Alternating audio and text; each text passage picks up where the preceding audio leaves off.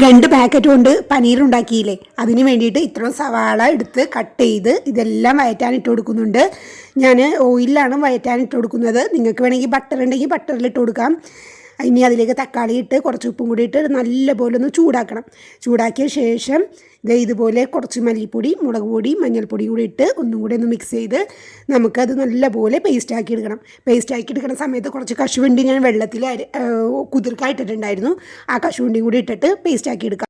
ആ വഴറ്റിയ പാലിൽ തന്നെ കുറച്ച് ഓയിലൊഴിച്ച് അതിലേക്ക് ഇത്രയും കഷ്ണങ്ങൾ, കർമസാല കഷ്ണങ്ങൾ കുറച്ചിട്ട് കൊടുത്ത് അതിലേക്ക് ആ അരച്ച പേസ്റ്റും കൂടി ഇട്ടിട്ട് നല്ലപോലെ ഒന്നും കൂടെ വഴറ്റുക. ലോ ഫ്ലെയിമിലോ അല്ലെങ്കിൽ മീഡിയം ഫ്ലെയിമിലോ വഴറ്റിയെടുത്ത് ഇതുപോലെ കളർ മാറിയൊക്കെ കണ്ടില്ലേ, ഇതുപോലെ വഴറ്റിയെടുക്കുക. അതിനുശേഷം നമ്മൾ മിക്സിയിൽ നിന്നുള്ള അരപ്പ് ഒന്നുകൂടെ ഒന്ന് ചുറ്റിച്ച് കഴുകി ആ വെള്ളവും കൂടെ ഒഴിച്ച് ഒന്ന് ലൂസാക്കി ഒരുപാട് അതിലേക്ക് ഗ്രീൻ പീസും കൂടി ഇട്ട് മിക്സ് ചെയ്ത് കൊന്ന് തിളപ്പിക്കണം.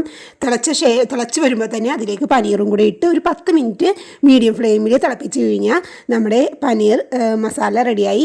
ഇനി അതിലേക്കും തിളച്ച് വന്നിട്ടുണ്ട്. 10 മിനിറ്റ് കഴിഞ്ഞ് തിളച്ച് വന്നപ്പോൾ അതിലേക്ക് കസ്തൂരി മേത്തി ഒരു പിടിയെടുത്ത് ഞാനിങ്ങനെ കൈകൊണ്ട് നെരുകി ഇട്ട് കൊടുക്കുന്നുണ്ട്. അതിനുശേഷം ഒന്ന് ചൂടായ നമ്മുടെ കറി റെഡിയായി. അടുപ്പ് ഓഫ് ചെയ്യാം. പൊറോട്ട, ചപ്പാത്തി അങ്ങനെ എല്ലാത്തിനൊപ്പം കഴിക്കാം. നല്ല അടിപൊളിയാണ്. ട്രൈ ചെയ്ത് നോക്കണേ. ബൈ.